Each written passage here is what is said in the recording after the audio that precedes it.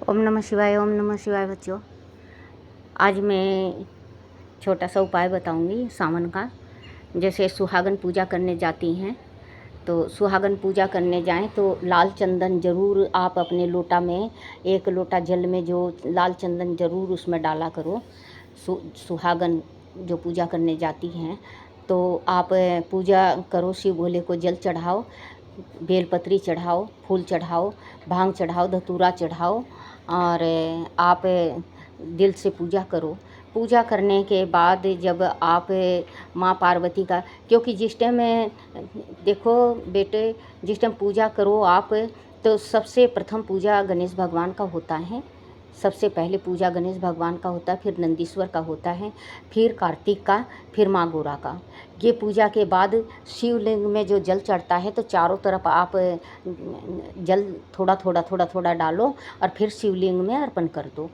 पूजा फिर आप करने के बाद जोत बत्ती करो। जोत बत्ती करने के बाद आप भगवान का जो जलाधारी है वहाँ पे जाओ।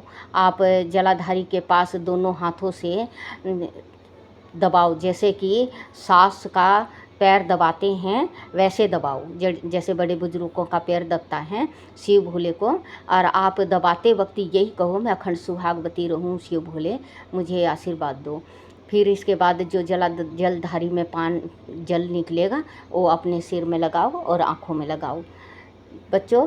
और फिर इसके बाद माँ पार्वती के पास जाओ। माँ पार्वती को आपने जो सिंदूर लगा रखा हो, जैसे पूजा करते वक्त सिंदूर लगता है, तो सिंदूर लगा रखा है तो आप अपने माथे में ज़रूर लगाओ। एक टिक्की अपने माथे में एक टिक्की लगाना है माँ पार्वती का। और क्योंकि माँ पार्वती सदा सुहागन है। माँ पार्वती जिसको आशीष देती हैं वो सदा सुहागन होती हैं। और देखो बेटियों, आप जल चढ़ाने जाओ तो अपने घर में कलेश मत करा करो। कलेश करने से पूजा पाठ नहीं लगता। ओम नमः शिवाय का जाप करो। आप पूजा करने के बाद ओम नमः शिवाय का जाप पूरा जो 2 सावन है आप ओम नमः शिवाय करते रहो मन में। श्री शिवाय नमस्तुभ्यम ये भी कह सकते हो।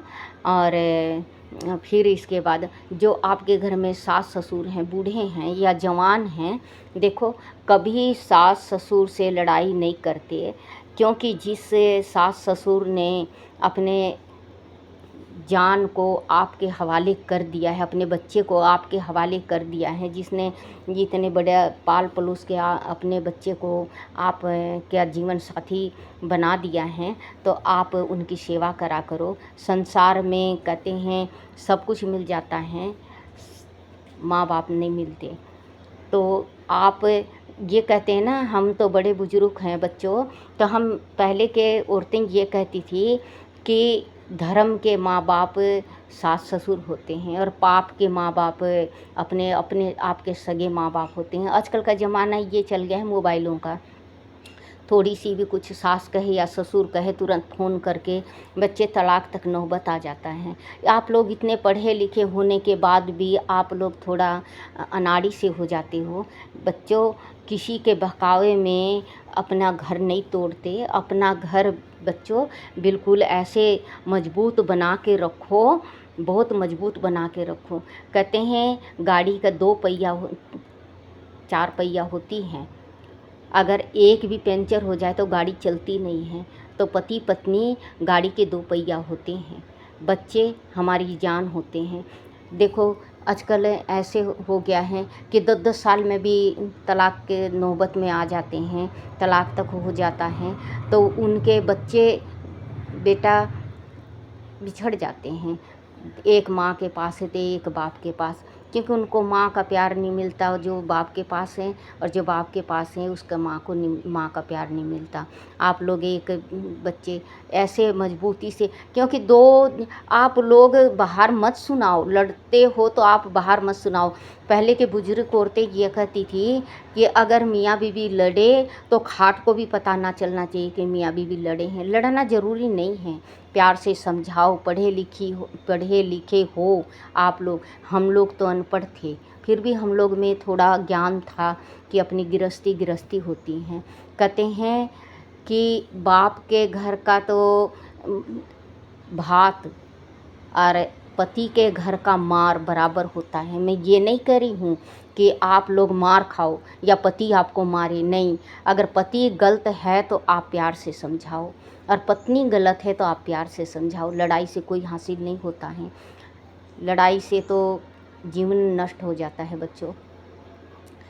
माँ बाप बहुत उम्मीद और अरमानों से आप लोगों की शादी करते हैं कि हमारे बच्चे सुखी रहें, और आप लोग छोटी सी भूल के वजह से तलाक के तगार तक आ जाते हो। और फिर कहीं कहीं तो ऐसा देखने में आया है कि तलाक होने के बाद उनको इतनी पछतानी, इतना पछतावा होता है उनके मन में कि अगर काश औरत सोचती है कि मैं उनकी बात मान के मैं ऐसी होती, और पति सोचता है कि अगर लड़का सोचता है कि अगर मैं अपनी पत्नी का बात मान लेता।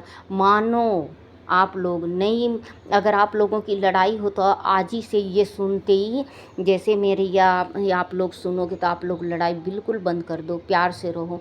देखो जीवन में बाहर ही बाहर है, जिसका पति नहीं है संसार में उसके दिल से पूछो कि उसके दिल पे क्या बीतता है। जिसकी औरत नहीं है उस पति से, उस आदमी से पूछे कि उसके दिल पे क्या गुजरता है। आप लोग प्यार से रहोगे, शिव भोले की कृपा होगी। ये नहीं कि शिव भोले का हम जल चढ़ा रहे हैं तो ये 2 महीना हम प्यार से बोलेंगे रुक जा। कोई औरतें कहती हैं ना, रुक जा, मैं अभी तो शिव भोले को जल चढ़ा रही, शिव भोले के जल चढ़ाने के बाद बताऊंगी। अरे भैया क्या बताओगे, पति पत्नी हो, दुख सुख के साथी हो, आप लोग प्यार से जितना रहोगे। अगर एक देखो बच्चे, एक बोली है कहाँ जा रहा है, और एक बोली है कहाँ जा रही हो, हाँ जी कहाँ जा रही हो, कितना फ़र्क होता है। मीठा बोली आसमान में चढ़ा देता है और तीखा बोली धरती में मिला देता है। मीठा बोली बोला करो अपने पति से और अपनी पत्नी से, आप प्यार से रहो। अगर कुछ भी बात हो तो सास ससुर हैं, सास ससुर से बतलाओ, सास ससुर हैं आपके, उनसे कहो, सुनो, उनको आगे लाओ। क्योंकि ये लड़के का फ़र्ज़ होता है कि ये माँ है मेरी, इनसे सलाह लो। जिसके घर में सास ससुर का चलता है उसके घर में बच्चों लक्ष्मी भरमार रहती हैं, उसके घर में लक्ष्मी वास करती हैं, उसके घर में लक्ष्मी पीढ़ा लगा के बैठ जाती है, उसके घर से जाती नहीं है। आप लोग प्यार से रहा करो। और अगर मेरा कहा हुआ आपको कुछ गलती हो और अच्छा ना लगे तो मुझे माफ़ कर देना। दादी अम्मा हूँ क्योंकि मेरी उम्र बहुत ज़्यादा है। ओम नमः शिवाय बच्चों, ओम नमः शिवाय।